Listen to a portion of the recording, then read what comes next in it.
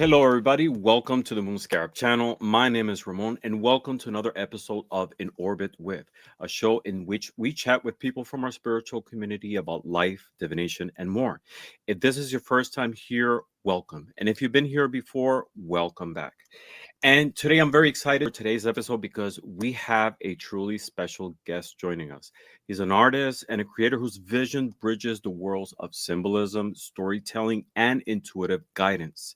You may know him as the mind and heart behind Allcento Tarot, a deck that blends unique artistry with a fresh yet timeless approach to tarot's archetypes. Please join me in welcoming Michael Auger. Michael, it's such a pleasure to have you here with us today. Oh, thank you, Ravon. It's wonderful to be on your show. Thank you. Your tarot deck is amazing. You're the creator of this beautiful piece published by US Games, Allcento Tarot. Yes, indeed. And I saw a couple people in the community talking about the deck, and I was immediately drawn by it because of the artistry, the colors, and it wasn't until I got the deck myself in which I fell in love right away, much more, because it's such a deck full with symbolism, meaning. The colors are amazing, and you have your unique interpretation on each one of the cards, which is totally different. Tell us a little bit about your deck. Oh, thank you. Yeah. Well, it was a journey of creativity and mysticism to bring it bring it about. I started just before the pandemic hit as a time to really buckle down and do this project that I always wanted to do, was to create a tarot deck. And I wanted to do it right. So I went back and researched. And in my research, I found all these additional historic cards that weren't part of what we now consider the standard tarot. But I thought, well, why not put those back in the deck and make a larger deck? So I went back. I was looking at decks like the Minchiati that had all 7 virtues and the zodiac cards, and I was putting those back in. And then I got close to this number of 100 that I thought, well, wouldn't it be so cool to have a 100 card deck? Because that just sounds so complete. And then I found a few more cards and was able to bring that vision to life. So it was, just it all came together so nicely. Yes. So you have a combination of the traditional 78 cards, the zodiacs. You have also the virtues. You have some other ones in, which I'm not sure where it came from. So if you want to tell us a little bit more about that, like the dragon, for example. Yes. The chalice. Right. Tell us a little bit the more Grail. about those. Yep. The Grail. Yeah. Yeah. So I, in trying to find, those last few cards to round it up to 100, I didn't want to just make them up. Yeah, I wanted them all to have historic precedence. And so I was reading a book by Robert M. Place, and in it he makes this offhand comment, and then there were some other lesser known cards, the Falconer and the Grail and the Dragon, and I was like, well, that's exactly what I need. So I reached out to him, and he sent me the right direction to research those further. But yeah, you can find these cards in certain older decks, and it's documented for the most part in Stuart Kaplan's Encyclopedia of the Tarot, where you can actually see examples of some of these additional cards that I put in. But doing research into the different ancient versions of the tarot before it was formalized into the Marseille structure that was then further evolved into the Rider-Waite-Smith and all the other versions.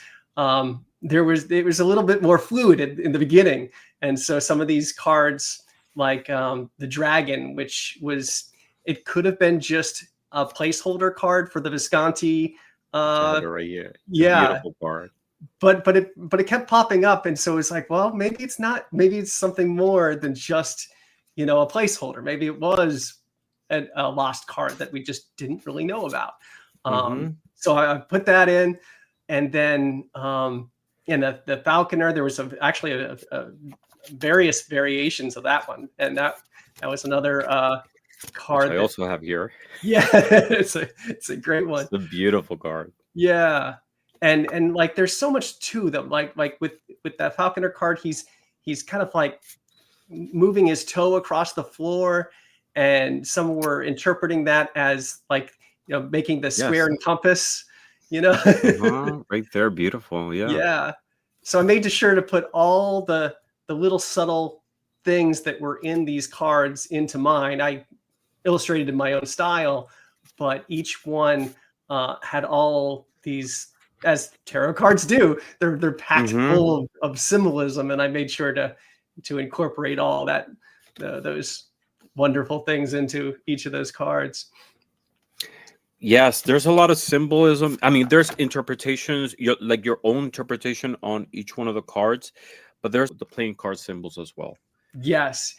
So in addition to the tarot, when the tarot started as playing cards, that was the before there were tarot cards, there was just the playing cards. That's the minor arcana is how it started.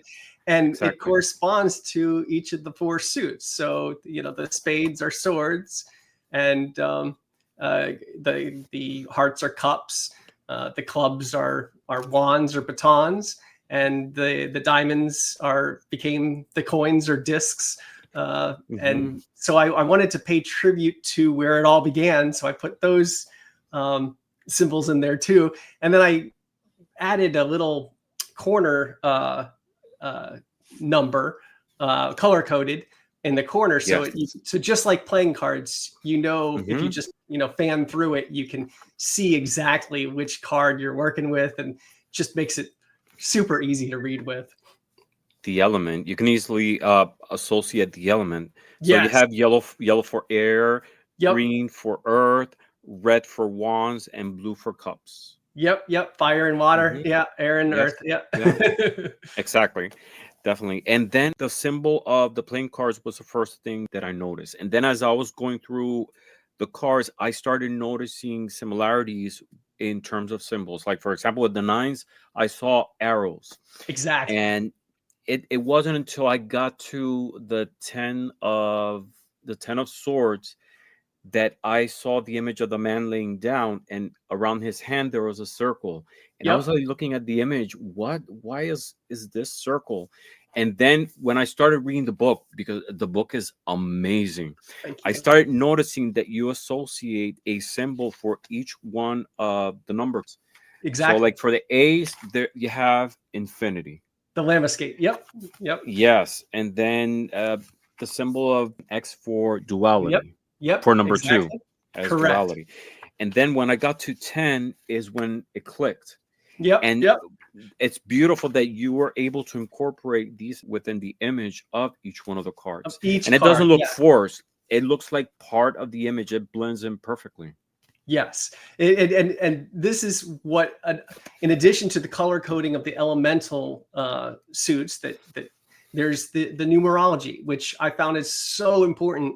And what I discovered was that there's repeating patterns of 10 throughout the tarot. And if you look at it in that way, it all sort of clicks together in a magical way of understanding. So not only just the minor cards, but the majors as well. So I saw the repeating, and I put the symbols in those cards. So with the magician as an ace, you have that Lamescape for to represent the 1 for the, and then the second cycle of 1, it would be my fortitude card or strength, and she also has that Lamescape hidden in her hat. And then the third cycle of 1 would be where the standard tarot ends, and that's the world, or I call it the world soul. But again, you have that Lamescape tying the wreath together. So that symbol was already there. And so it was like, okay, so now that I'm looking at the tarot in repeating patterns of 10, what would the 2 have? And so I would look, and I see that this cross of the high priestess on her chest.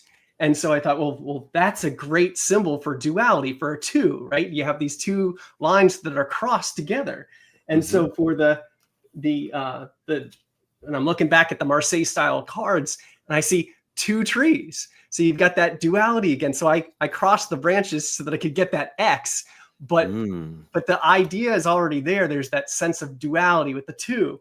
And then okay, but then the regular standard tarot ends with the world soul, and that's where it ends. But I was like, but I want the rest of that 3rd cycle, and that's where my additional cards come in. So my 22nd card, which would be the 2nd cycle of 2, would be what I call the vision. And here he's got these 2 gates with that X, and this is the gates that separate us from the waking world from the world of dream. So it's again that sense of duality, that same theme, but just one more level higher. And so you have these repeating cycles that carry through and connect all the triumphs and the minors all together with numerology, as well as just the elemental suits. So wow, I'm even much more fascinated now, because it's really complex. It's a system in itself. Yes, You know, yes. it's not just your traditional tarot deck, but it's so charged with symbolism and meanings and codes, and it's just fascinating. It really is. And the deeper you dive, the more these things are uncovered if you're looking for them. It was just I can only describe it as a magical experience when I was path working and journaling and meditating on these cards to see how it all works, to see how it would work for my deck. I felt like I was uncovering these lost ideas, and I wasn't creating them, but more rediscovering them and saying, well, these things make sense. These things, the numerology goes back to Pythagoras, and these ideas are encoded, and the people that created the tarot obviously knew about these things. And so it's my belief that the tarot cards are impacted with this esoteric wisdom from the very beginning. I know that's sometimes a controversial thing to say. A lot of people think of tarot as starting out as only a game, but I see it as a game, yes, but hiding these esoteric truths. And then over the years, more and more occultists and esotericists added yet another layer. You have the Golden Dawn adding a whole nother layer, and then Rider-Waite-Smith and the Crowley Thought deck adding their layers, and it just adds and adds. But even at the very beginning, I thought there was a lot of secret wisdom encoded. And so my ultimate goal was to unearth it and raise it all to the surface, see how all the systems connected. Because when you look at the different systems, each one is a little different than the other, but they're all also very similar. So I was trying to find, well, what is the pieces that make them similar? What are the things that make them come together? Hone in on that, and then emphasize that. And so it would, no matter what system you're used to using, whether you're familiar with the Thoth or the Marseille or the Rider-Waite-Smith, or and pretty much almost all tarots are usually one of those three. So that you hit those big three and you find those, and then you also pay attention to things like the Solabusca and regular playing cards, and try and again find that, where are the similarities, where is the, if you drill down deep enough, how do they all link together? And the common denominator. Exactly. And then hone in on that And that's what I hope to do with my deck, is just kind of be that glue that holds everything together. Mhm. Definitely.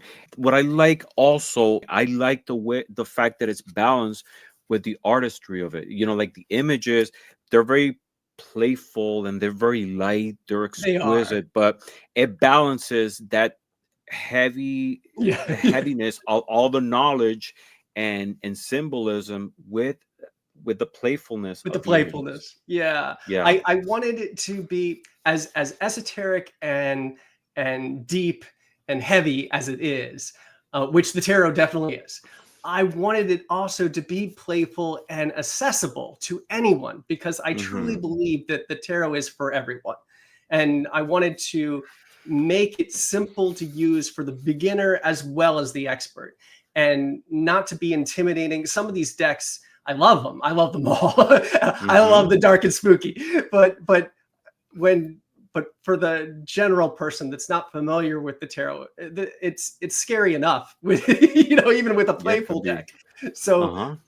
for the for the person that doesn't fully get it yet, and just is just being introduced to it, it can be, these are big esoteric spiritual ideas that are being portrayed, so that can be a little bit intimidating. And so to make it whimsical and fun and light, uh it's like a spoonful of sugar, and it helps the medicine go Uh-huh. down a little bit easier. Yes.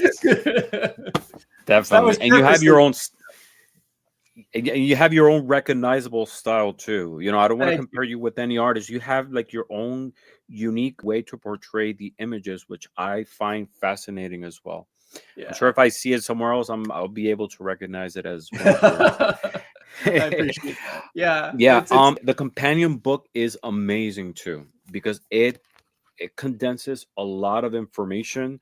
You have here information about numerology. You talk about the minor arcana and the association of each one of the elements with what suit it represents, what cardinal point you associated with, what season of the year, what time of the day, also dawn, dusk, noon, midnight. You also have parts of the body. It's just it's it's everything's in just there. I just it's wanted to make just a one hmm source to make easy access, so you can say, how would I see this card if I was comparing it to the seasons? How would I see it if I was comparing it to hmm the parts of the body? And then you just have to flip to one page of my book, and there's all the answers. I it's just wanted to make it yeah, definitely. easy. It's right here, you know, and especially with air. I always associated air with winter. Yes, Um, yes. It's it's I harsh guess and because cold. Yeah, the hmm wind blows and cuts straight to the bone. Yeah, so yeah. yeah, water with autumn, Yep. fire with summer, which totally makes sense. Hot, Earth right? with spring. Definitely. I definitely agree with these associations. To me, you just nailed it right here. And then the book goes into it talks about each one of the cards, and then you have um sort of like a subtitle related with each one of the cards associating with what you believe it represents. Like, for example, Ace of Wands, you associate it with unity of action. Exactly. Ace So of this, unity of structure, and so on. yeah, so it's a cheat, a code cheat, right? So Mm-hmm. ace would equals unity, and swords equals thought. So then it's just unity of thought. And then Mm-hmm. if cups equals emotion, then you have an ace, it's unity, cups, emotion, so it's unity of emotion. And then you have Mm. wands, action. So if it's an ace, unity of action. You have the coin or the disc, that's structure. And so if you have an ace, it's unity of structure. So all Mm. those what those four associations for the elements, and then just 10 associations for the numbers, then it's just like a cheat code. So when you look at a 3, that means creativity, and a wand, that means action, so it's creativity of action. So it just, Mm-hmm. if you know 10 things plus 4 elemental things, then you can read a 100 card deck very easily, and and Mm-hmm. and it doesn't, you don't By have to worry about combining. all these 100 different things that I have to memorize. No, you just have to memorize 10. Yeah, definitely, because sometimes we could get tied up with keywords, Yeah, and when you have something easy like that, association of ideas, that kind of like jumpstarts your intuition to be able to read the cards. exactly. Does it And make sense? there's obviously going to be other keywords. There's going to be different Mm-hmm. ways that you Yeah. personally relate to these cards. But I wanted to get at least one unique keyword that would start it all going for you. Plus, I wanted that keyword to be a cross-platform. So one that Mm-hmm. would work, whether it's the Thoth system or the Marseille system or the Solo Boost or whatever. I wanted it to be that one word that kind of connected them all. So no matter what other words could be added on to it, that word would be universal. So I really spent a lot of meditation and time coming up with what those perfect 10 words would be for my deck, so that you could use it, my system, not just for the Alcento, but really for almost any other tarot deck that exists. It's just, once you know it, it becomes easy to read with almost any other deck. I mean, there's a few exceptions, like Atelier does his own thing. Oh yeah, definitely. We'll just put him aside. But most other decks, fit very well into this. And even so, you can associate it through numerology. Yeah, I mean, Atelier got weird. He had cards that were named after himself. I mean, the guy was a typical egotistic esoterist. But yeah, and he mixes all sorts of things up. But Crowley and Golden Dawn and Waite and and most every other system that follows will be decipherable using the system that I present in my book. And I don't even want to say create, because I totally did not create this. This is something that I just pieced together from you rescued in a way through your deck. Yes. It's sort of like a unified system. Right. But then the book doesn't stop there. It goes into certain spreads as well. You have the Celtic cross right here. That's the classic satellite spread. And that one, the satellite spread was actually from Pierce Anthony. And one of the cards in the deck, the most recent, if you want to call it, all of my cards are based off of something, but the newest one would be the Vision card, which was inspired by his novel on the tarot, science fiction book. But he wrote about 100-card deck that was never created, but in it he describes one of the cards as the Vision. And so to pay tribute to him as the first idea of oh my god, which I do have here too. Also, I love this card. That's the one. I'm into the motif of eyes and hands, and I was totally drawn to this card. Very hypnotizing. Funny that the cards you mentioned are cards that I have right here, and I love it. It's beautiful. Yeah. So the Vision card, it weaves in, or that idea from Piers Anthony, but it also goes so much deeper into the mythology of Hypnos, which was this god of he was the father to Morpheus, who we know as the god of sleep. And Morpheus was, he had two gates, one in which was the nonsense dreams, and one was the gates of pure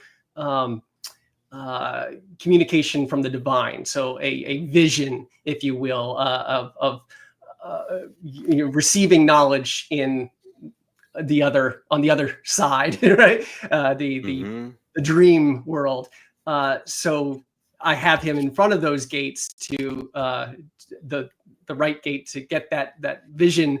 But he's got that ear coming out, the feathered wing coming out of his ear as a callback to Hypnos, his father. And so it weaves in all the history of mythology, as well as just Piers Anthony's idea of a vision card into that additional card. Uh-huh. But it Definitely. fits so well into the cycle of two, because of the dual gates and the duality between the waking world and the dreaming world. So once I uncovered these repeating cycle, then the additional cards, when they fell into that cycle so effortlessly, it made me get so excited, because I was like, I'm really onto something, because it's all just coming together seamlessly, both symbolically and on a, that universal level, that it just kind of, when it works, it works. It works. Yeah, definitely. Everything falls in place beautifully. And then the book goes furthermore into Kabbalah. So Yes.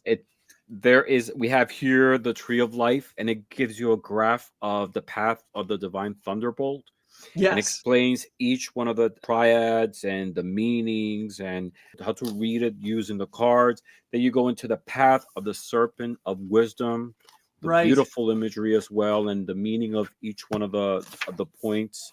It's the book in itself is just so complete with so much knowledge just packed here. Did you write this book completely? Like, was when US Games, we were putting the book together, was there like any pushback from US Games on changing anything of the Not at content? all. Yeah, Wow. when I was approaching US Games, the project had already been completed. I had written the book. I had completed all the cards. I was just looking for a publisher to make my vision come to life. And when I presented it to US Games, they got it right away. They totally understood my vision and didn't change a word of what I had written, or any of the art on the cards. They just took it exactly how I had it. All they did, interestingly, was they um, uh, formatted it. So they took the book that I had given them, and I had formatted it, and they said, we're gonna we're gonna reformat it. So Uh-huh. I guess, they wanted it a different size, To be able to they, print it, yeah, to make yeah, it. Uh-huh. exactly, yep. Hmm.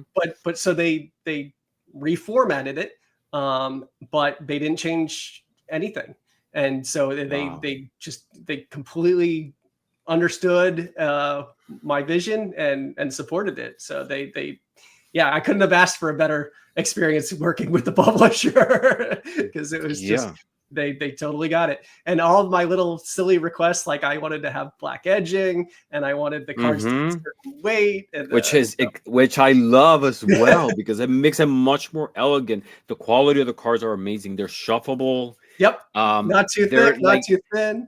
not too shiny either. It Right, has a little bit of shine, but perfect not enough too that you're much, able to exact.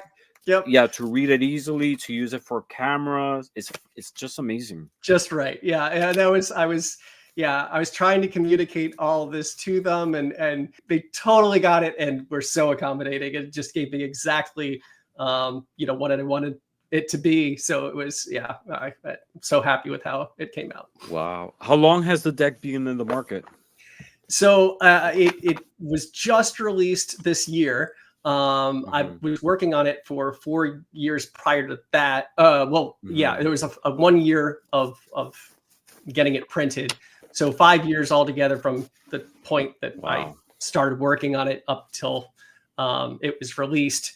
But then, yes, I think it was May this year where they finally sent me the prototype, Huh? and then I was like, after a year of waiting, I was just like on the home stretch, and I just wanted to, like, see what other Uh-huh. people thought of it, and now it's finally reaching stores all over the world. So that, I'm getting these notes from people, and it's just, every day is fun, because it's It's just just another person amazing. finally got it. It's just amazing. I mean, it's very, it's not what it seems like at first. It Right. looks like whimsical and playful and everything, but then when you go deeper into the book and the images is really It's profound. deeper. It's a whole, it's a system in itself in a way. Yeah, yeah. It's definitely got layers. So you can appreciate it just from Hmm. a novice standpoint. Oh, these are pretty pictures. That's this is fun to play around with. You can even play Uno with it or poker because Uh-huh. of the way I designed the cards. I mean, you could just appreciate it on a very superficial level, and then you could, when you know more, and the guidebook helps, you can dive into divination and start reading them with the cards. And then if you want to dive a little bit deeper than that, towards the back of the book, you can start working with more Kabbalistic ideas and do Hmm. more spiritual path working and connect with them on a even higher level. So there's lots of layers. It is. And I went through that book cover to cover. And Oh, the more pages you turn, the deeper it gets at different levels. So it's just fascinating. So you did an amazing job. This is a great legacy to the community. oh, thank Anyone you. who's practicing divination, it's an amazing work of art. And I publicly thank you for all the efforts that you put into it to Oh, make it my happen. pleasure. It's, I'm it's so just glad that amazing. I'm so glad that it resonates with you. That means a Oh lot. yeah. No, and it's a beautiful surprise because I love it much more than I initially thought it would.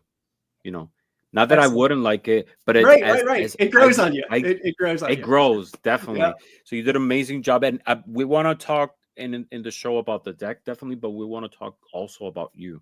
Learn sure. a little bit about who you are, what you do, your spiritual journey, divination in general. So tell us about yourself, both as an artist and as a person outside of your creative work. Sure. Let's see. So I've been I've been practicing magic. Well, actually I consider magic to be art. I see art Hmm. as a form of magic. And so I can truly say that I've been practicing magic all my life because ever since I could hold a magic marker, I was yeah, drawing and having fun, pressing my parents and family and friends. And so on that way, I've been doing, a form of magic all my life. But then starting about high school, I discovered things like the tarot and witchcraft and the occult. And so I started deep diving into learning how to affect change on reality, you know, Hmm. Yeah. through more magical aspects, through the process of affecting will to cause change, as Crowley says. Hmm. So I started to become interested in those that spiritual aspect of life. It only grew since then. Um, and so I always knew that I wanted to create a tarot deck because it was like, this combination of the two most important aspects of my life.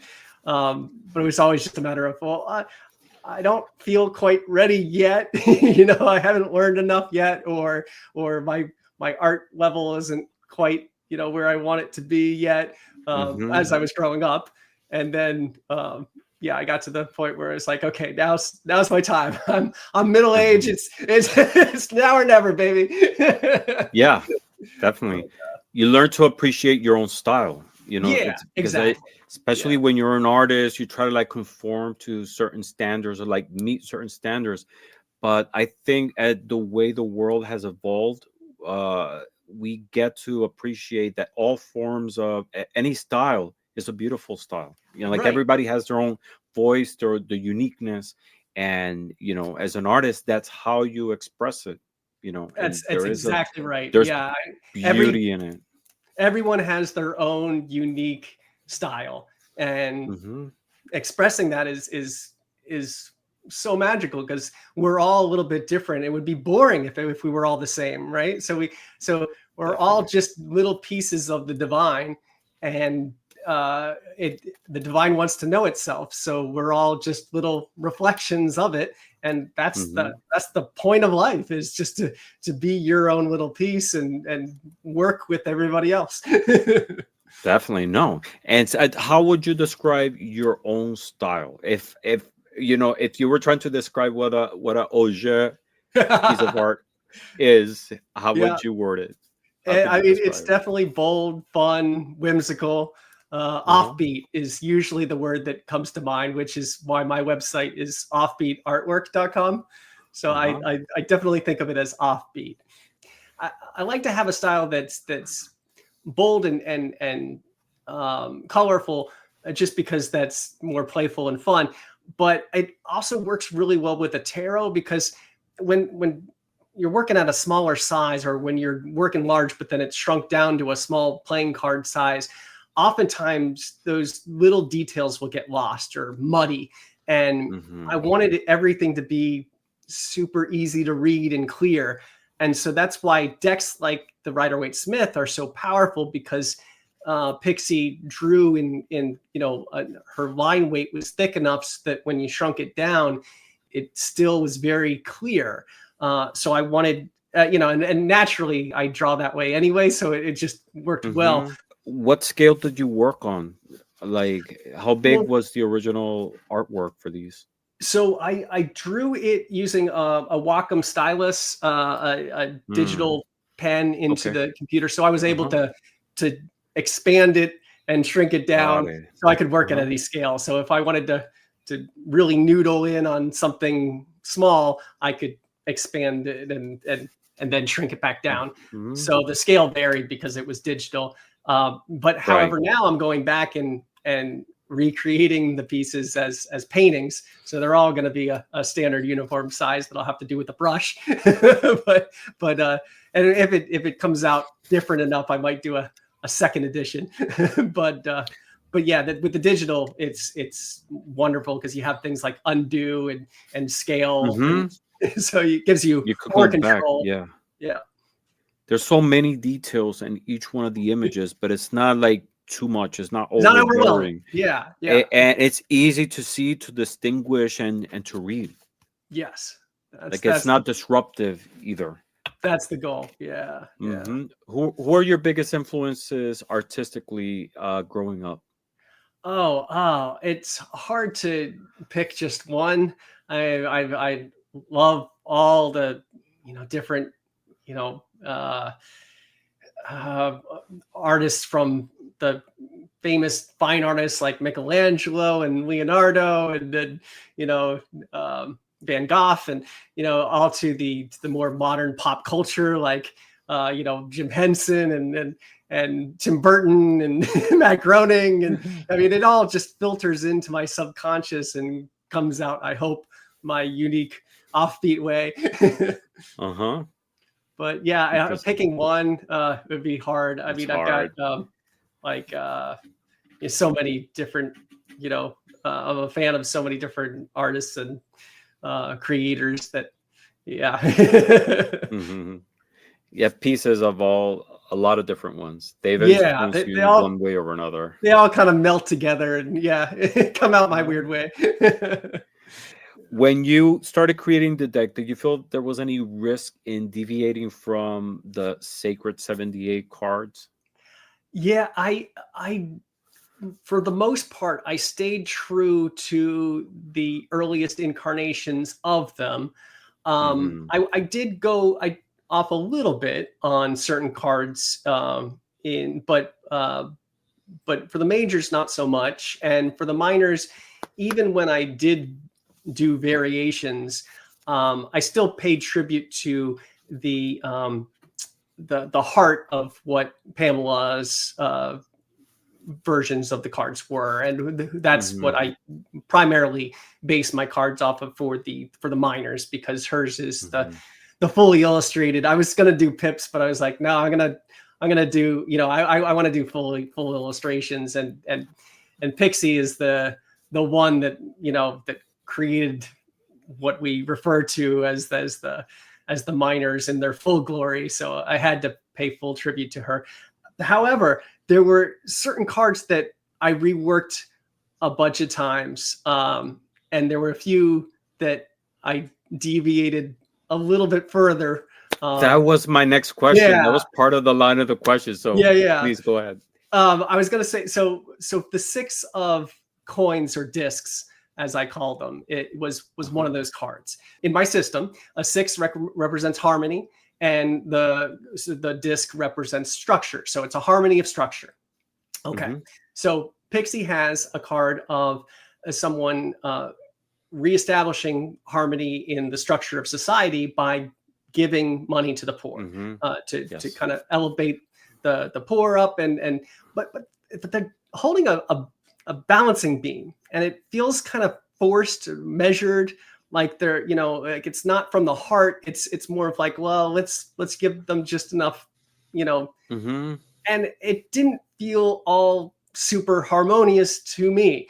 And so something was a little off with that card. So I was like, I want to portray this a little differently.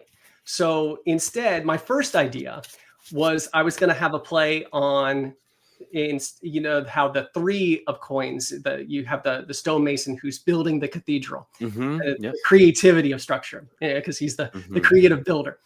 So I thought, well, why don't I go back to that and zoom out a bit? And now you can see the full cathedral that he's built. And we're having an opening celebration party, right? And everybody's coming, and they're having a big music celebration.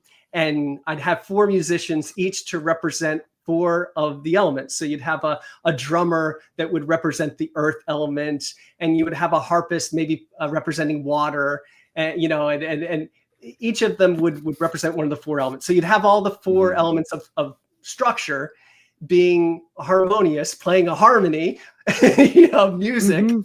Then, and I could even have the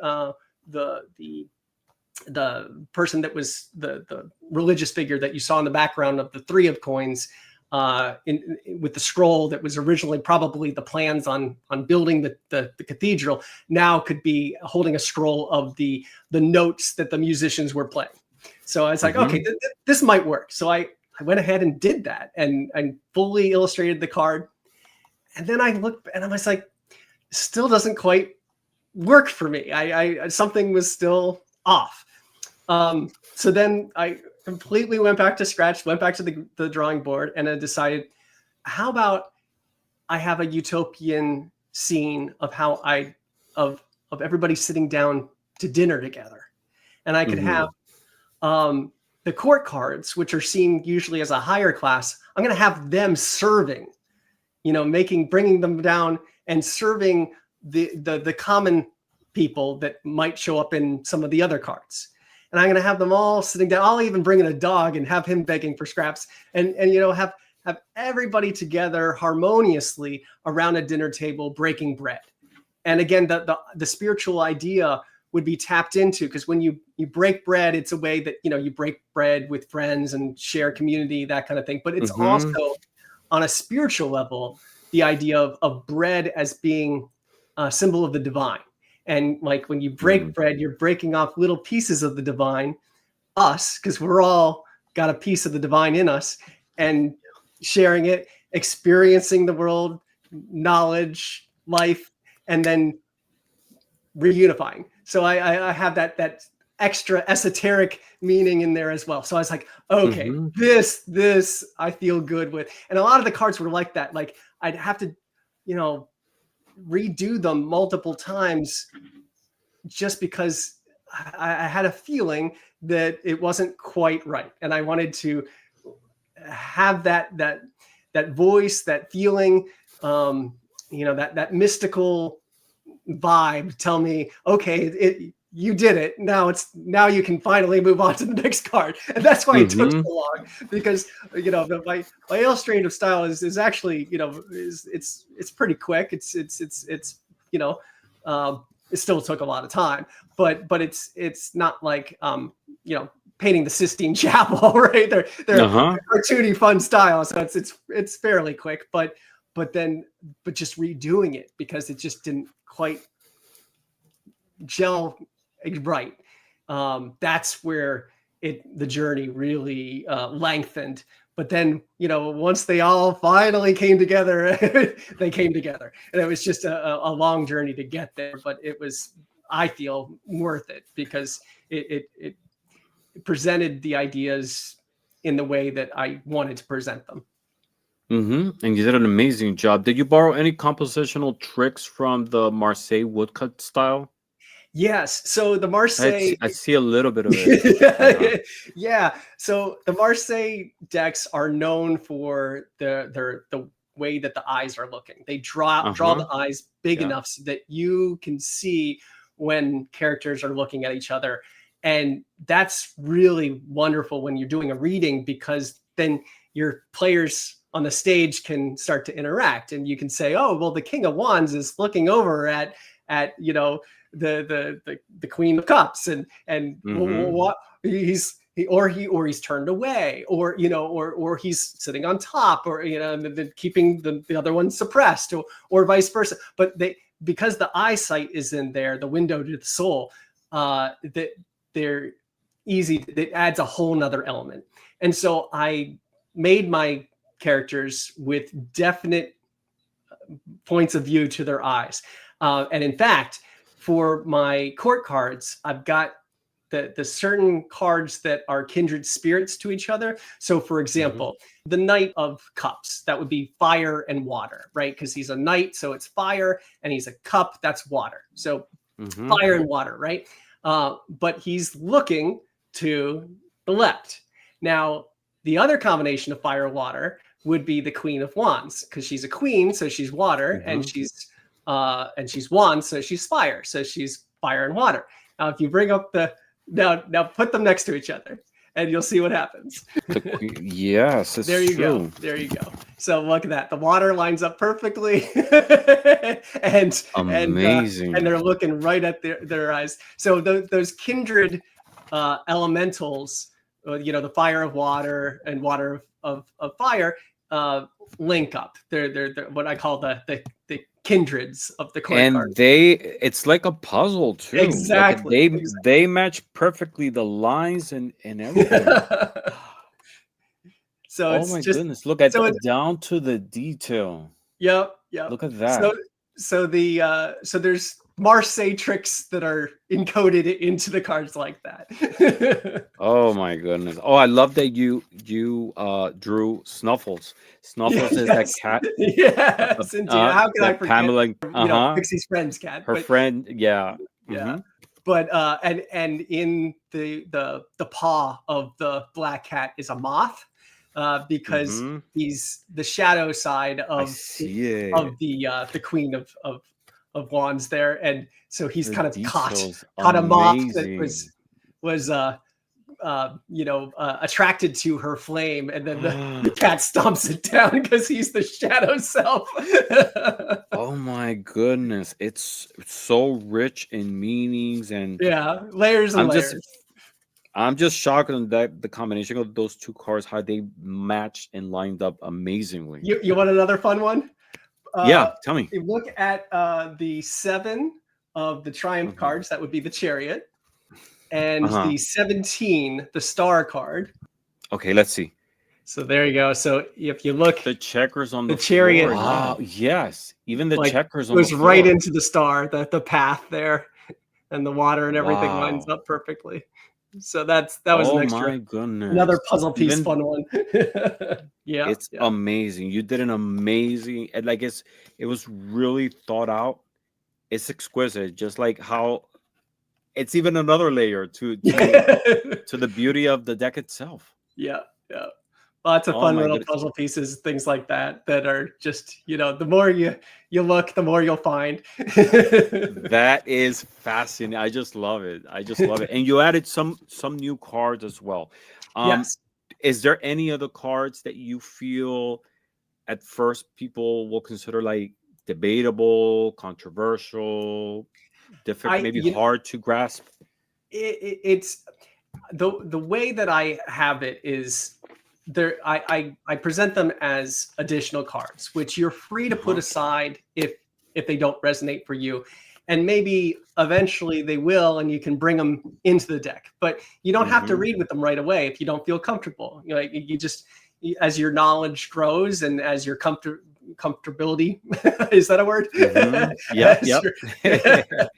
As your comfort factor grows, then you can always bring them in. Now, there's two of additional zodiac cards that I added that will probably be controversial. So there's, in addition to the 12 zodiac signs that most people know, I also included Ophiuchus, the serpent bearer, and I saw Cetus. that. Yeah. Yeah, and Cetus, the sea serpent or the whale. It's more modern astrology, but the idea is that the stars have moved over time in the sky, and so what was right or correct, thousands of years ago, might not be correct now. So we had to add these two additional signs to balance and accommodate the moving star patterns. Now, if you see astrology and you believe in astrology in this way, then these two signs are important. I personally see each of the zodiac signs, as I see the other triumph cards, as more archetypes that represent broader themes that represent certain ideas and energies that that everybody has, and it's not specific to your sun sign or the the way that the stars were when you were born, or how astrology charts are formed. I see them more as archetypes. So, but there's no wrong or right way to link with these cards. If you see them from an astrological viewpoint, they're there as well. It's for you to use however you want to use. That's the wonderful thing is that you can set the book aside and use your own associations if you don't care for the system that I've uncovered. The tarot is so universal, and everybody, because we're on our own unique path, I believe we all get to the same source eventually. We just take these unique and winding paths. I just present one path, and my hope is that it will resonate with others. But I have those two cards in there, and if you don't want to use those two, just put them aside. If you want to put all the astrology cards to this, just put them aside. If you don't like the extra, final cycle of 10 that I round out the triumph cards to, just put them aside. But they're there waiting for you if you want to use a full deck. Yeah, and it doesn't disrupt the structure either if you decide not to use it at the moment. Yeah, they're all ordered at the end. So they're not gonna get in the way. Like, and you know what I realized? Yeah. I'm sorry. Go ahead. Oh, I was just gonna say, like in the Minchiati style decks, sometimes because those are in a certain order of their own, if you're used to using the Rider Waite, the ordering has changed and it might throw you off. But with my deck, I included the additional cards that you see in the Zodiac, that you see in the Minchiati at the end, and they're numbered differently, so that if you're used to the more Marseille or Rider-Waite Smith system or Thoth system, you can still read that way because the Minchiati-esque cards are numbered and clustered at the end, and you can take them or leave them. but I keep them. But I'm sorry. Go ahead. What were you going to say? No. I just realized that also this deck is like, you can break it down in several different types of decks as well. Like, for example, you have the 78 cards of tarot. If you want just a deck on astrological signs, you have the cards right there. Yep. You have one just for like the virtues. So yeah, you could do all 7 virtues. Yeah. A lot of different combinations within one decks. Exactly. One deck, which I find amazing. Just the virtues. If you want to do like a reading on just using the virtues, you have all right there. Everything you all need. 7 of them. Yep. It's amazing. I love it much more now that I get to like look deeper into it. I'm just fascinated and appreciate it in a totally different level. It keeps Um, growing. Yeah, it grows on you. I tell you. yeah, definitely. Talking about virtues, which virtue do you feel is the most misunderstood in modern culture? Wow, that's a great question. Huh. I'd have to think about that. Perhaps justice, maybe. That sword is so the rule of the law, right? And Mm-hmm. what is just for one person might not be just for another. It's a very complicated card. So the true meaning of justice is to get to is equity, right? Is finding that equitable balance, not equality, but equity Mm-hmm. is stronger justice. But you look back at the Marseille style card, and you'd often see the scales being tipped by an elbow or a knee. And if you look very closely, even on my card, if you measure it up really closely, that it's not Mm-hmm. perfectly balanced. Sometimes it can, unfortunately, in our world, justice can rely on pleasing the court and being in good favor with somebody and that shouldn't be. I think that the true meaning of justice, true justice, is finding that equitable uh, peace between everyone. You want to balance what is fair and good, no matter who you are. And if it's not good for everyone, then it shouldn't be good for for just the few or the one. It should be the good of the many. To Mm-hmm. get all Star Trek on you. Besides an artist and a deck creator, you're also a tarot reader, correct? Yes, indeed. Yeah. So Mm-hmm. and I always dabbled with it, growing up, but uh, having gone deep into the caves to create my deck, I feel now I'm a better tarot reader than I've ever been. So Mm-hmm. I've been reading professionally now for ever since I created my deck. I've been uh, now charging and going out to festivals and that kind of thing. Mm-hmm. And I also do readings for people virtually worldwide. But yeah, it brings me a pleasure. It brings pleasure to me to help other people find spiritual truths that they already know the answers to. It's just really, I see the job of a reader as bringing those up to the surface and helping uncover the knowledge that they already know, just on a subconscious buried level. And the cards are so wonderful at helping to just the random associations of these powerful and meaningful cards just help to make us think of things that we would normally not think of, and help bring our subconscious truths up to a surface where we can understand and better find the answers to the questions that we're seeking. So Mm-hmm. yeah, I just do my best to facilitate that when Mm-hmm. people come to me for a reading. Do you incorporate Alcento Tarot in your personal readings for people? Yeah, absolutely. I mean, I offer them always a choice. I've got a bunch of Uh-huh. different decks in my collection, and I'm happy to read with anything that resonates for them.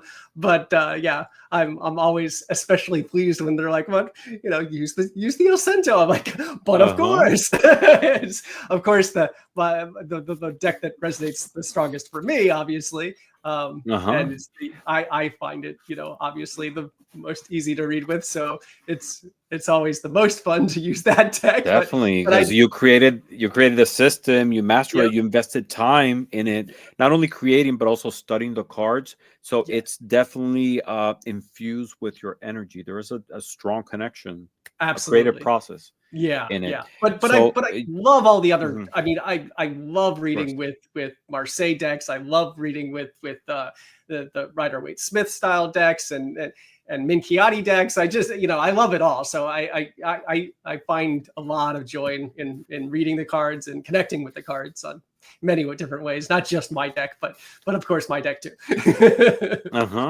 Definitely. So using your card and having all these extra elements in it, going specifically to the virtues, how can virtues function as shadow cards in readings? Oh, wow, that's a great question. So yeah, so each of the 7 virtues also correspond to the vices. So you can definitely look at it in that way, or you could look at it in just shadow versions of the good virtue, but just being applied in a incorrect way. And I go into this a little bit more with my reversal meanings in my book, but each card, I like to say that there's no card that is all good or all bad, because they all have elements of both in them. Even the Sun card, which most see as the best card in the deck, I mean, even that has a shadow side. When it's reversed, it's still pretty good. It's like a passing cloud, but it's still you have to wait for it, as opposed to instant gratification. So there's good and bad in every card. And just like people, I mean, I think that there's good and bad in every person as well, and everything. I mean, it's all about finding equilibrium and finding that harmony and balance that is I see as the main theme of the tarot that keeps coming back again and again. If there was one thing that I would sum up, what's the main lesson of the tarot, I would see it as the search for equilibrium and connecting with the divine on that way. Definitely. And that just brings me to think about some of the cards that I loved how you reinterpret. And when you said balance and equilibrium, the first one I thought was the 2 of discs. Yes. Yeah. And for this one, with the dancer. It's the duality of structure. So she's juggling, right? And she's been through, she's been through this before. She's got a scar on her arm. I was gonna ask you just that. What was that? A tattoo, a scar? No, yeah, she was. I noticed that. Yeah, I was just gonna ask you that. That snake has bit her before, right? She knows that, like, the danger of what she's doing. She's experienced, right? So she's looking at the snake too, like, hey, I'm watching you. Right. It's like, it's like, I respect that you're a dangerous creature. I'm still gonna juggle you. I'm a professional, it's like, fascinating. Oh my god, I'm totally in love with this deck much more. There's that one. There's the Hermit, which you reinterpreted as time. Yeah, so correct? I didn't reinterpret it. This was actually the original incarnation. So before it was the Hermit, if you look back to the old Visconti Sforza tarot, it was Father Time with an hourglass, not a lantern. And that was how the Hermit started out, was looking back at the past, having wisdom, because he has the power of hindsight, looking back. And this slowly morphed into the wise old hermit on the mountaintop. But before, it was the wisdom of hindsight, looking backwards towards the past. And it's a very powerful card, which fits well with my system of it being a 9. 9s mean power for me. Yes, and that's why we had the arrow there, which exactly in all the 9 cards. Exactly, that upwards pointing arrow. And if you look, there's 9 lines that make that arrow. So there's the 2 on the top, and then 1, the third one going down, and then the little feathers make the rest of the 9. So it's a 9-lined arrow to correspond with the idea of upwards power. And with time, the power of time heals all wounds.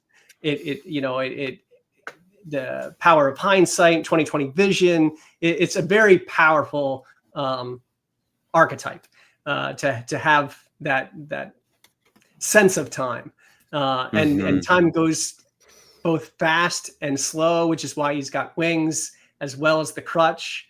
It's a man-made concept. It's an illusion if we really think about it. So it's a construct. Yeah, it's a construct.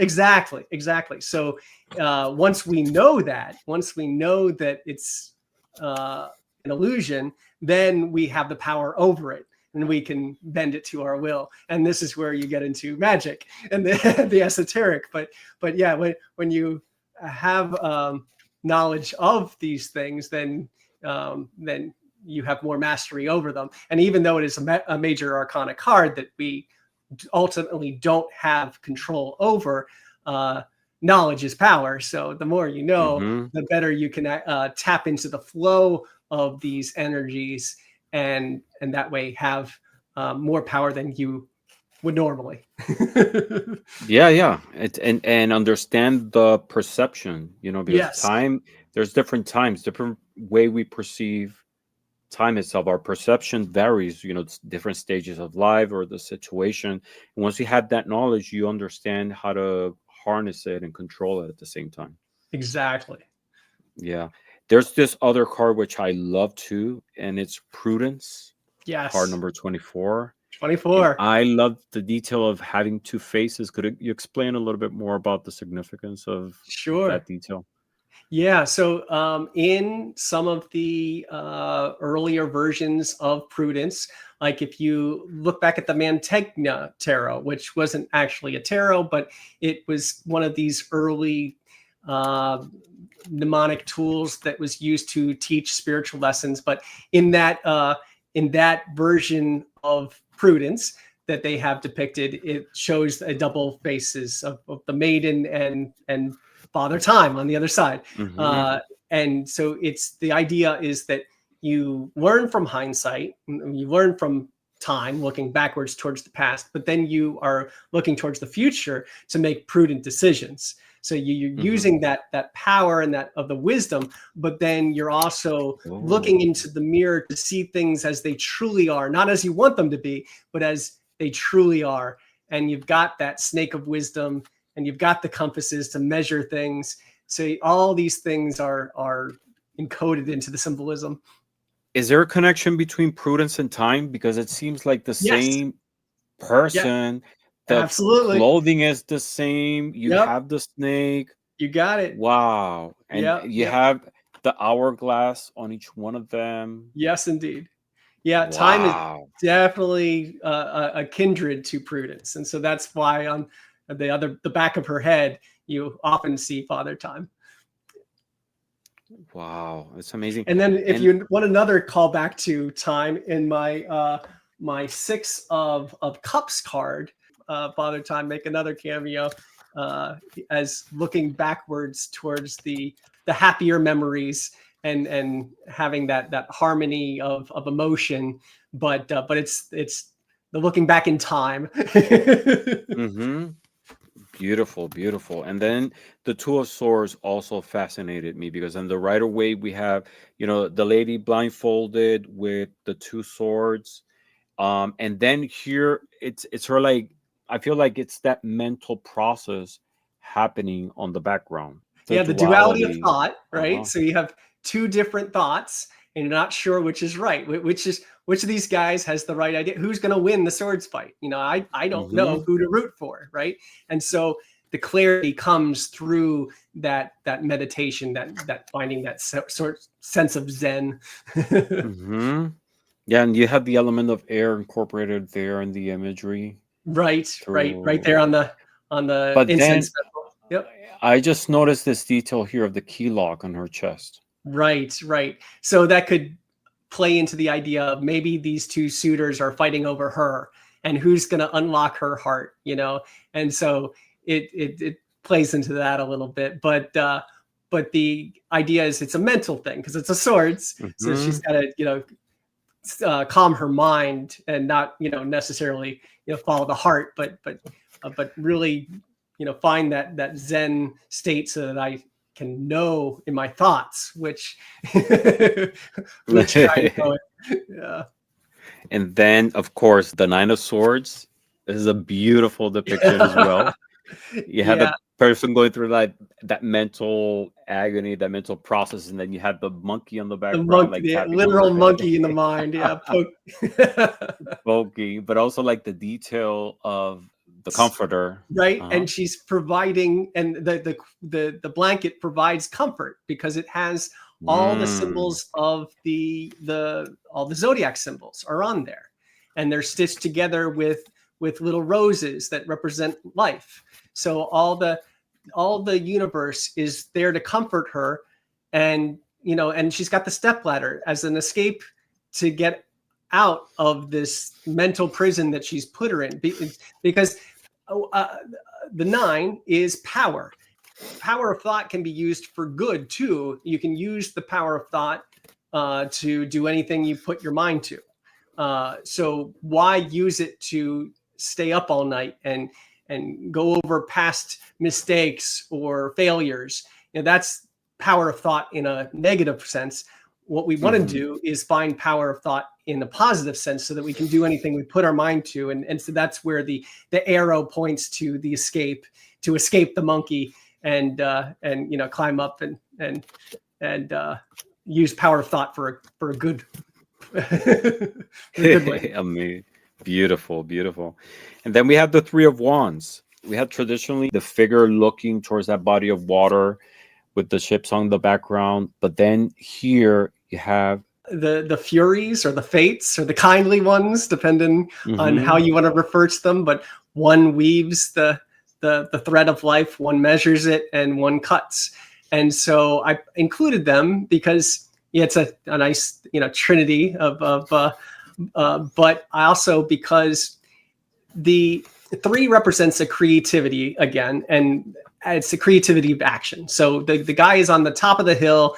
He's got the high ground. He's sent his mhm, collaborators out to sea. You can see them on the boats. So he's, he thinks he's on top of the world, right? But right. I wanted to take him down a notch. So there are some things that always remain outside our control. The fate, right? There's, in addition to as good and prepared as we can be, there are some things that are always left to chance. And so that's why I had the three kindly ones at the bottom of the hill to say, you might have all your ducks in a row, you might have all your ships at sea, but just don't get too high with your ego there, because there's some things that will always be outside your control. So tap into the flow Mhm. in a responsible and kind way. Otherwise, we won't be so kindly. That's nice. Yeah. Beautiful. And then we have the Five of Discs. In the Yes. Rider Yes. Waite, traditionally, it's very opposite in so many ways, because on the Rider Waite, it's like these two figures with crutches trying to walk, and there's a lot of snow around. There's motion. Here, they're kind of like stuck in an island. Yep. It's not cold, certainly. It looks like a No. tropical Yeah. environment. It's very different. Can you tell us about your interpretation on this card? Sure. So fives are disruption for me, Mm-hmm. and the coins or discs are structure. So a disruption of structure in the Rider Waite Smith, that would be how is their structure, their life is disrupted because they're poor, or they're out in the cold and they're sick. The bell on the neck might even indicate him as having leprosy. They're Mm-hmm. definitely down on their luck, right? But Right. uh, so it's a disruption of structure. Here in my version, it's a summertime version, but it's the same idea. They're on stranded on a desert island, and the structure is gone because they obviously can't survive for forever on this desert island. But there's always hope. My card, I've got the ship sailing, so it's again, Mm-hmm. that hope is there if we look up and are be willing to see it. And that's why they say, chin up, because when you have your chin up, then you'll be more aware of opportunity when and if it presents itself. And so to have that positive outlook, then you'll see the warm, inviting church to escape the cold. and escape your dire situation, or you'll see the ship that's coming in to rescue you, but you have to look up. And yeah, so that's the theme of that card is to escape the disruption of your structure. There's always the good, and the good in the card is the anchor of hope to look for. Beautiful. And then I'm just taking a look at the zodiac cards, and I also see a common. I mean, this is just amazing. Like, for example, the zodiac signs that are fire element, you have fire on the background. Yeah. Water, you have, of course, Cancer, which you rename here crab, and a lot of The them. crab. The Yep. scorpion, Yep. you have water in the background. It's just fascinating. And That the new card, scales, yeah, and the new scales. card, they weren't sure if it was a water or a fire card. Hmm. So for Cetus, so I kind of cheated, and I included the water in the background, but I also gave him fiery scales on the back, Hmm. so that you can kind of you see it either way. I prefer to think of him as a fire card, so that he balances the water of the snake handler, the serpent bearer, Ophiuchus. I like to see him as fire, but because some people aren't quite sure if it was a water sign or a fire sign, so I gave enough of a flexibility in the imagery there so that I wouldn't To go either upset any. direction. Yeah, I wouldn't upset any side reel that are different from my personal view. That's amazing. And then, of course, the sea goat. Why the sea goat? So the goat in some of the older versions of Capricorn, they depicted him as a sea goat. So I didn't make up anything. This is some of the ancient earlier versions of Capricorn. They saw him as a sea goat, so I wanted to go with the earliest interpretations. So that's how I portrayed him. Wow. Oh, and you have the constellations on with the images as well. Yes, so that's another subtle little bonus. Seriously, like, If you look at the actual stars, they are in the actual constellation of yeah, their the respective. configuration, Yeah. of each one of the zodiac signs. Yeah. This is just amazing. I'm telling you, I'm just like blown away, but because of the thought and the knowledge that's infused in this, because you rescue a lot of like ancient knowledge from Yes. previous texts that a lot of people are not aware of, They're not. Yeah. and like incorporated here. I'm trying to bring it all back up to the surface. Wow, it's just amazing. Your contribution through this deck is just invaluable. Like it's beyond. It goes beyond. Thank you for saying Wow. so. Yeah. It's was there any of these zodiac signs depictions that were difficult to translate into an image? They all came pretty fairly easily for me. I didn't think of any of them as difficult, but some of the imagery surprised me when doing the research. Like, for example, the maiden. The maiden. Mhm. Yeah, she's got the grains of wheat there, but she's also ruled by Hermes, and so I included the caduceus staff, as is often seen in some of these earliest interpretations of her. It's funny that you mention it, because when I saw her, I thought of Hermanubis. Yeah, absolutely. Yeah, it's because of the elements. She's got the caduceus staff, which is the staff of Hermes. Yeah, so that would make sense that but that's who. That has astrological correspondence, and so all her accoutrements I felt needed to be represented.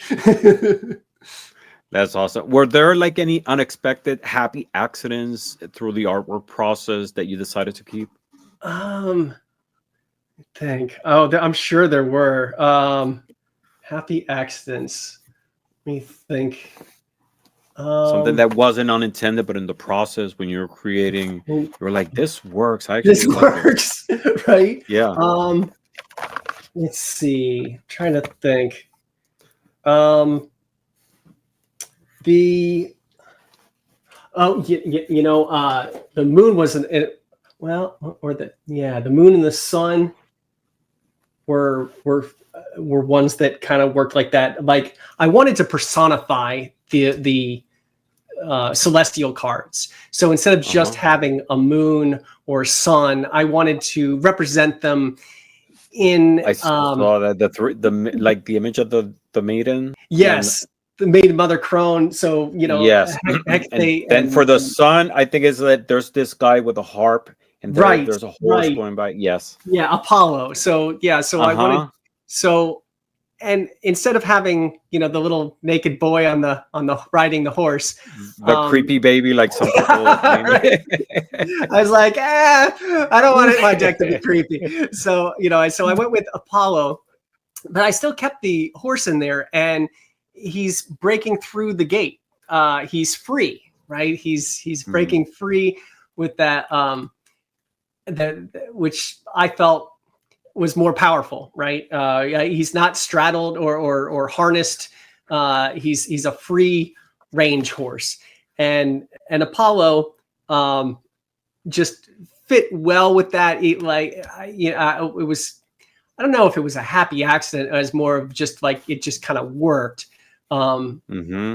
but same thing with the moon. I was originally going to do Artemis or Diana, but the in the process of creating it, I path worked in a meditative way. It's like a magical process where I could really get to know each of the archetypes. I could hear their voice talking to me. I could smell what they smelt like. I could feel. Yeah, it was like a Vulcan mind meld. I was really just kind of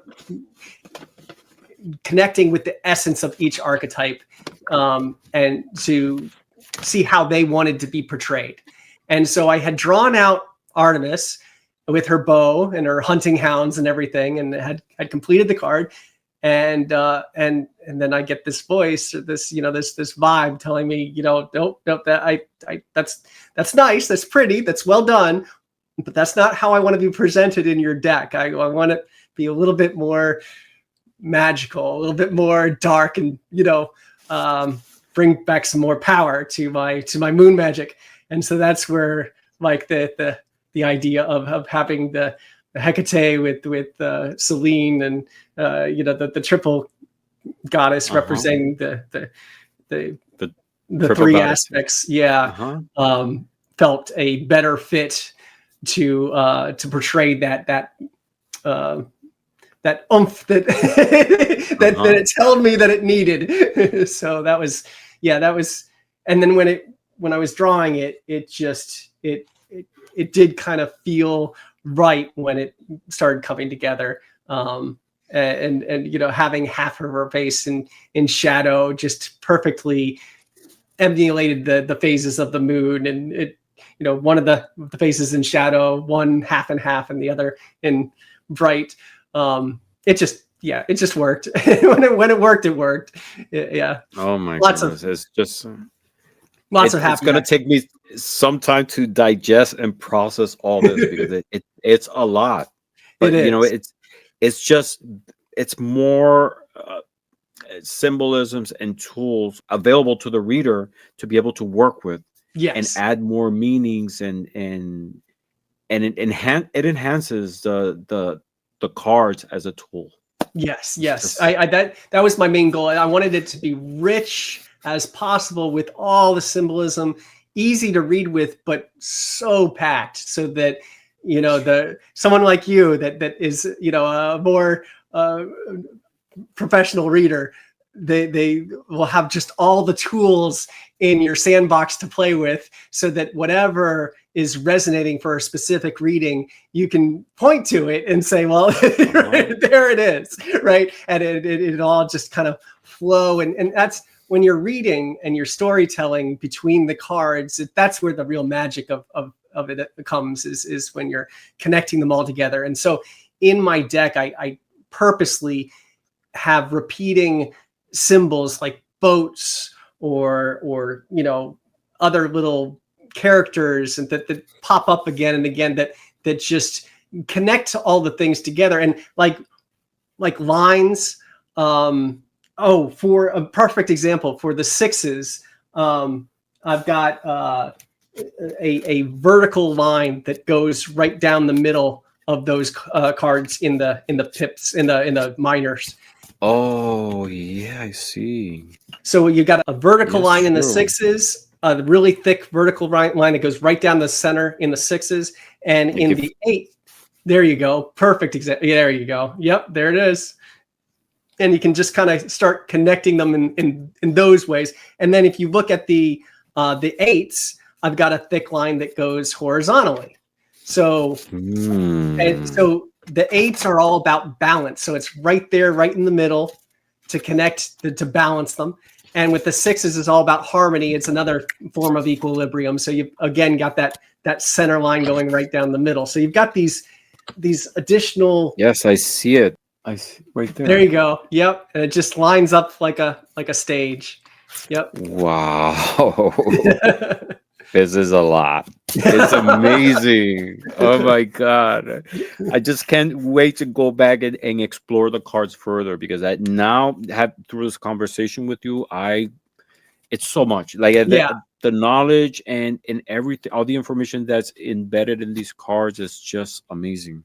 When you're doing a reading, these things will pop up, and you'll start to see things, that all the little hidden things, so that it makes it so much fun to read with, because it's got all these extra additional bonuses, so that when you're doing a reading, they start to, the magic comes alive.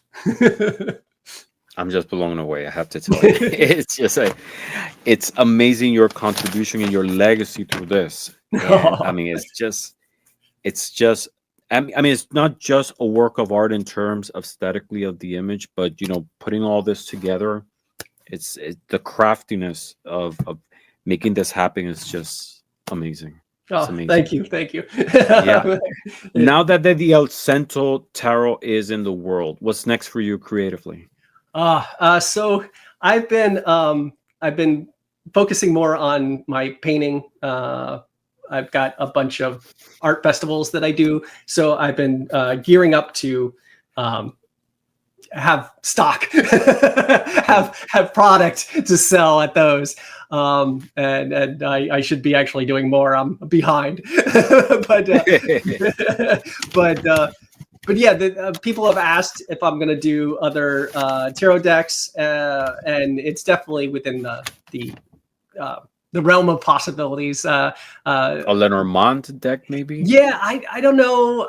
Those I'm less drawn to, or Oracle decks and Lenormand. I'm not particularly drawn to. I love them, don't get me wrong, but it's just, I feel that the tarot really resonates stronger. I like the structure and the symbolism that is so encoded, that for me to not have that and have it more loose. I know some people really enjoy that, but I like the underlying structure and then be able to go loose. So that's just my personal taste. So so I'll probably be doing other tarot decks one day, but it'd be less likely to see me do an Oracle deck, with apologies.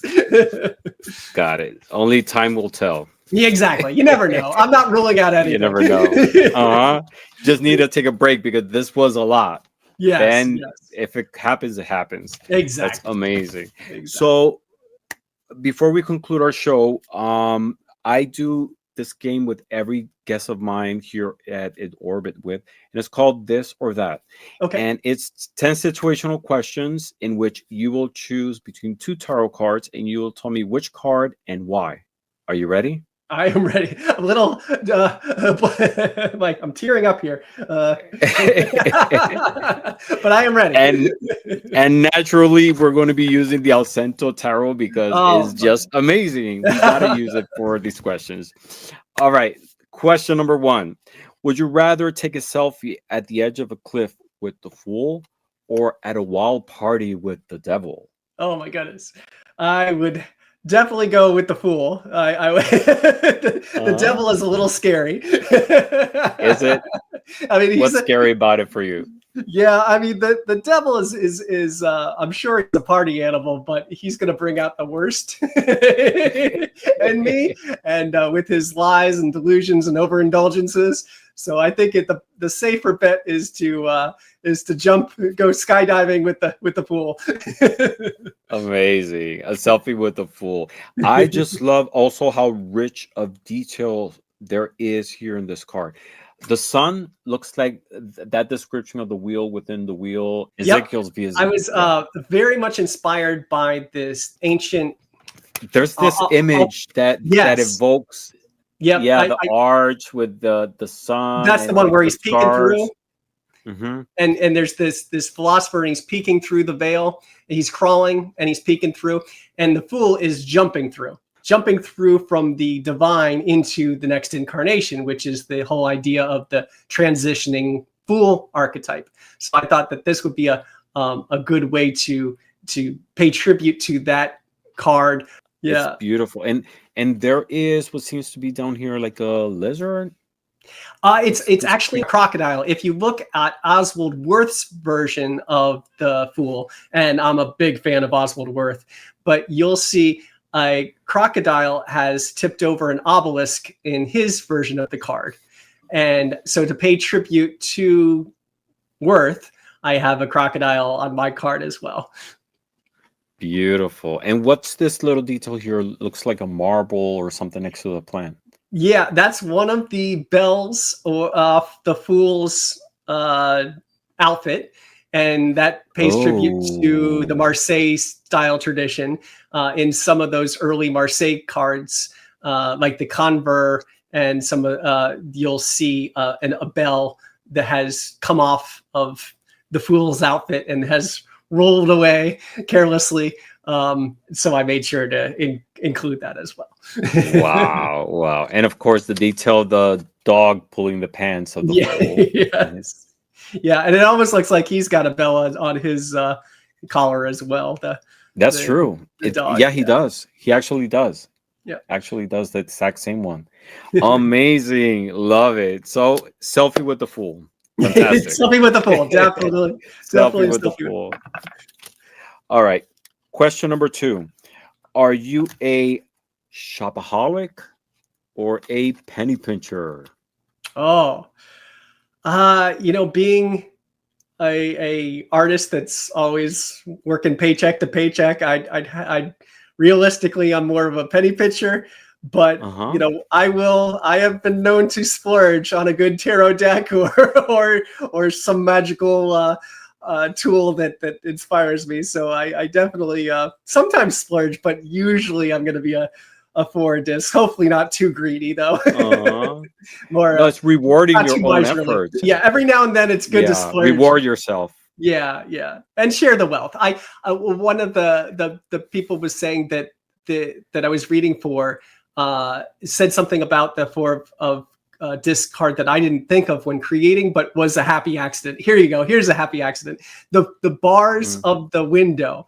I made it as like he's like almost to look like a prison, like he's become a miser and he's hoarding his money away. But the coins can be slit through, and he can rise up and be generous and give his money to the city, because the bars are perfectly, like you can slide those coins right through the bars. So and even his hand. You're right. Right. So he can do the right thing. There's good and bad in every card. I really liked that. I was like, oh, there's hope for the miser. He could just slip them right. Amazing. Yeah. Amazing. And what's this detail here under the table? The overlooked penny. Yes. Wow. So yeah, the miser so focused on his gold that he doesn't doesn't catch all the wonderful things that are in life. He's dark and locked away. But I really like that other interpretation that I hadn't thought of, that he can rise and up and do the right thing if he wants to. He can share the wealth.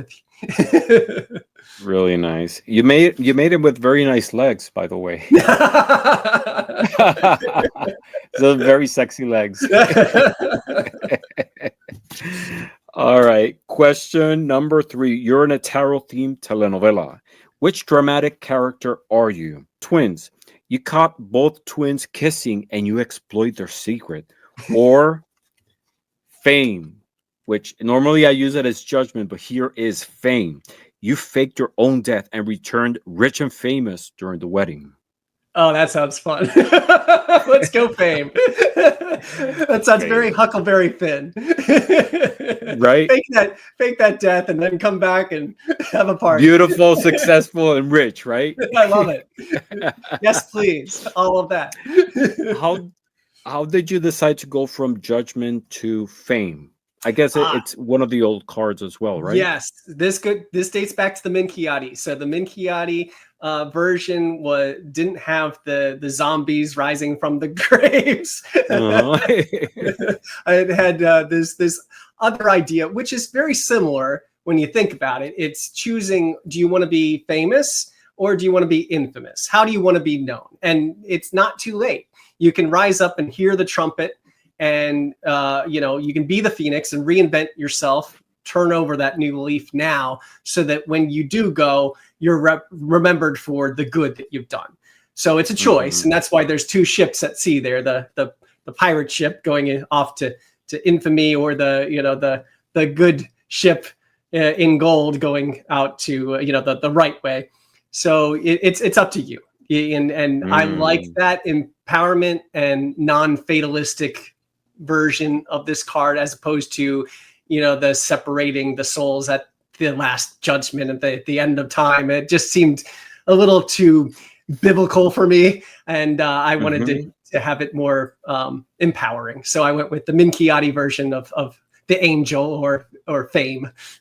Beautiful. I like that pirate ship, actually. I would be that pirate ship. Yes, I think I'm heading that way. I'm more. That's your dark side calling.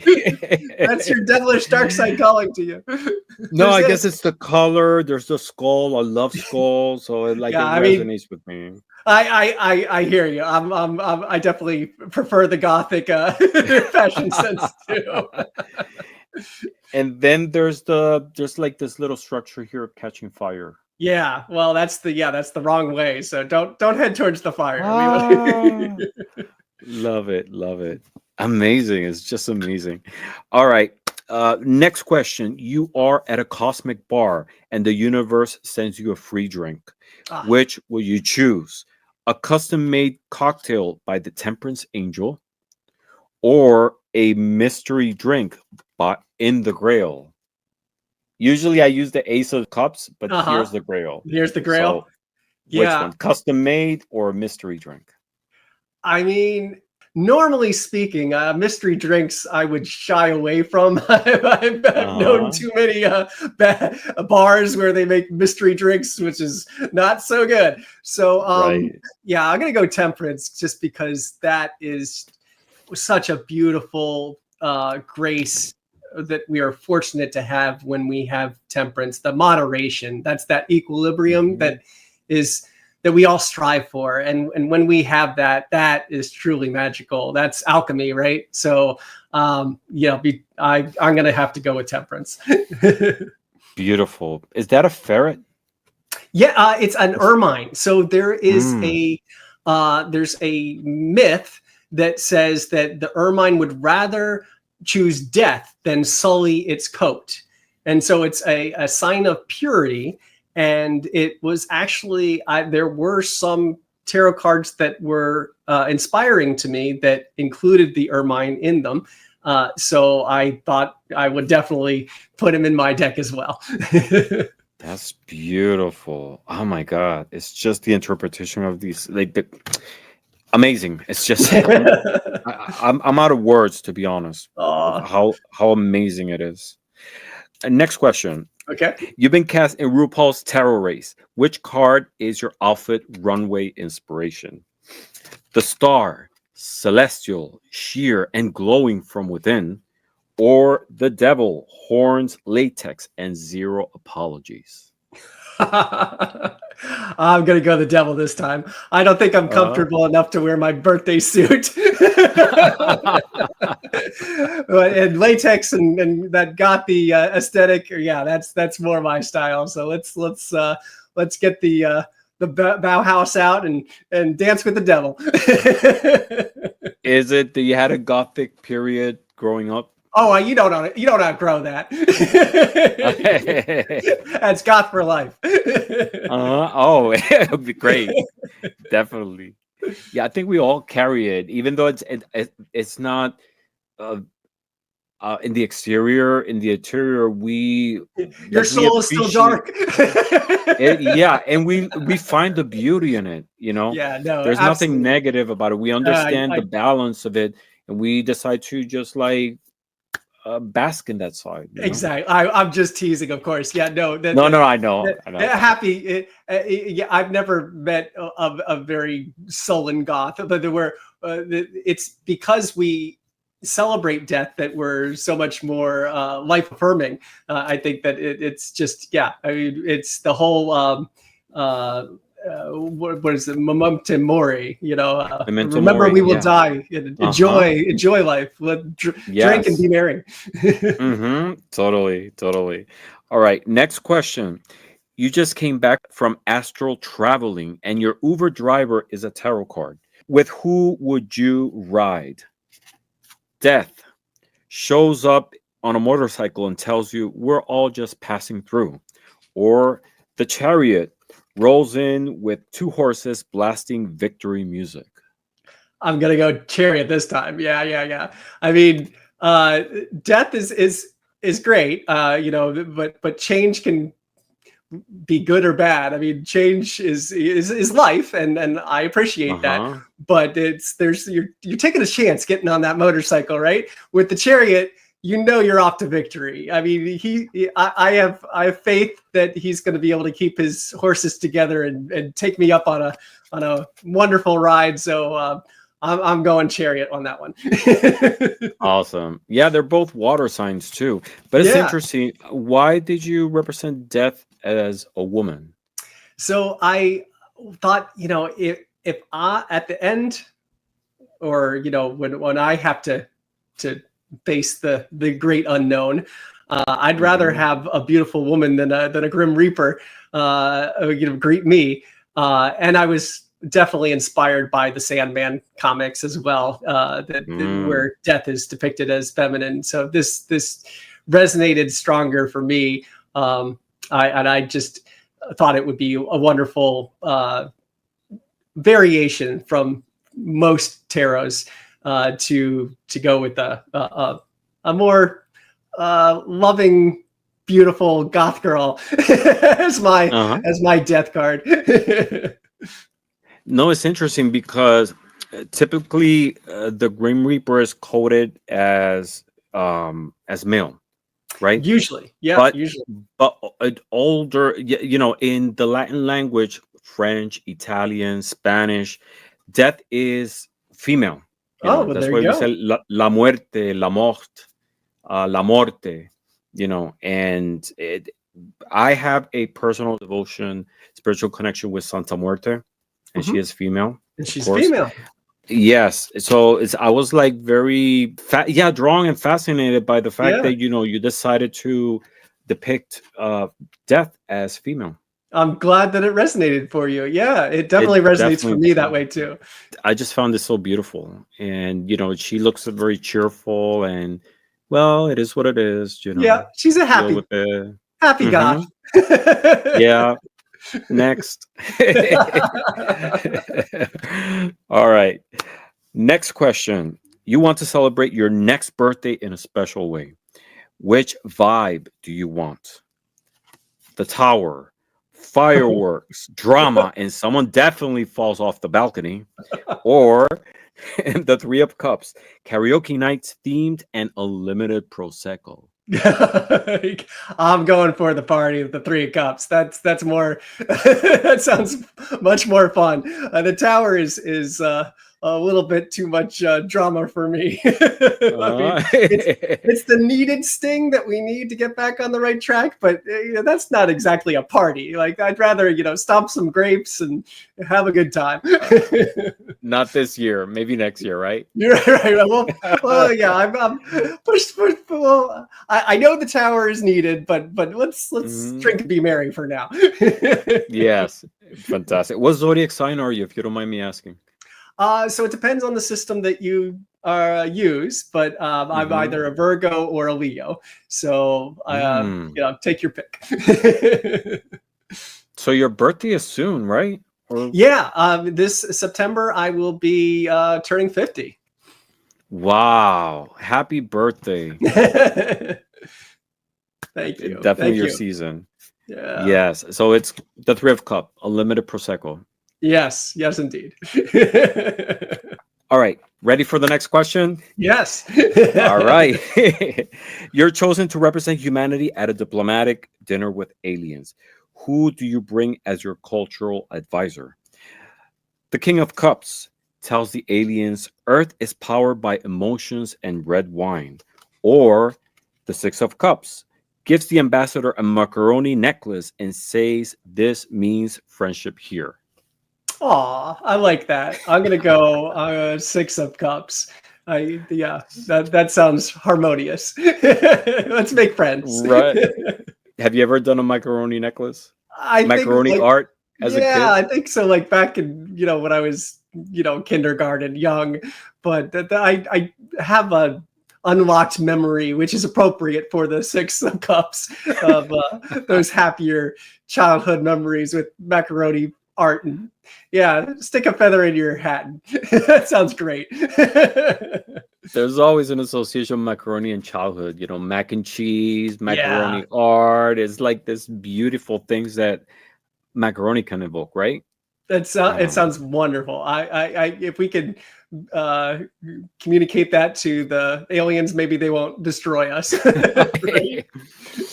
All right. Question number 9. The universe hires you for a part-time gig. Which one would you take? Babysitting with Charity or singing to a horse with the sun? I love that. Let's go with the sun. Let's. I'm not much of a babysitter. I love kids, but I never had any of my own. But rocking in the sun, that sounds fun. Singing to a horse, right? I love this card. I'm just like fascinated by the reinterpretation of it.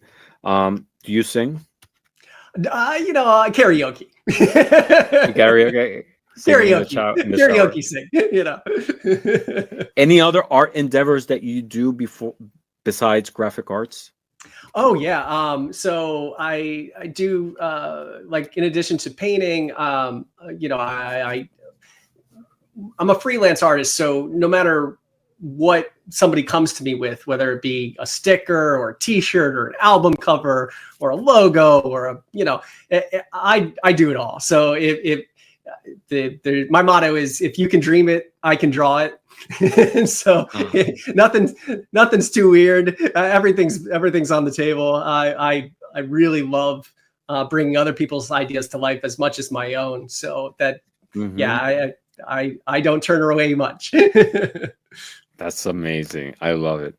All right. Last question. Question number 10. Who really missed the mark? Couple counseling advice from the lovers or survival skills from the 10 of Swords? Well, I mean, I always see hope in the 10 of Swords, where it's not a fate card. It's not a major triumph card. It's something that we can handle. So as bad as it looks, and it looks bad, I do see the sun rising in that card. So I think he's okay. the lover, the choice. The choice in this we case. often get on the wrong. We often go down the wrong path with that. So yeah, you want to listen to the dog. Don't follow Cupid. There's we're gonna go with the choice. With the choice. Yeah, it's Awesome. that guy's more prone to get off the wrong track, but hopefully he won't. Yes, and I love the different elements here because you have the angel. This is like very Marseille. Yes, but also you had the dove with the green. So the dove and the woman with the laurel leaf and the loyal dog, they all hint at the correct direction, that we want to go on that path. But of course, there's the woman with the flowers in her hair reaching at his heart, and you got Cupid, and they're pushing him on the wrong path towards vice. So it's up to him to go on the path that he knows he needs to take. He knows if he soul searches deep in his heart which path he needs to take. That's why it's not really a choice card. It's really one of the triumph cards. We know that there really is no choice, but because of free will, we can make a choice. We can make the wrong choice, and so that's where be careful. Yeah, it's very charged also with symbology because you have the dog, so it's like represents like faithfulness. Yes. And he's got the key. Yeah, and he's got the keys right there. The keys. He's there. He knows. Just follow the dogs. Dogs always know. My goodness. All right, Michael. So those are our 10 questions. I'm telling you, I am so blown away by how fascinating this system is. I mean, it's not just artistically in terms of the images, but like the depth of information and knowledge and like ancient wisdom that is compiled in a single deck. I'm telling you, I don't have words enough to thank you for your contribution to our community for this amazing tool, because it's something in itself. To me, it's something totally different beyond what tarot is. I see it as a part of it, but it's definitely warms my heart to hear you say that. It brings me so much pleasure to be part of tarot history, and just to contribute to it is I couldn't ask to be a greater thing for me, because I love to be part of tarot because it means so much to me, and to make my mark in it is just the greatest thing. It's amazing, and also I think the goal or one of the big dreams of any artist is that their art speaks and has an impact on people's lives. True. And this definitely does it in so many levels, not just the messages that you get through the imagery, but also like, think about it, there's life decisions that will be made through these cards. Sure. It's going to speak in a spiritual level, an emotional level to people. Many things will change in people's lives based on how the cards shuffle and the influence of the images. That's the power of the tarot. Yeah, that's yes, definitely.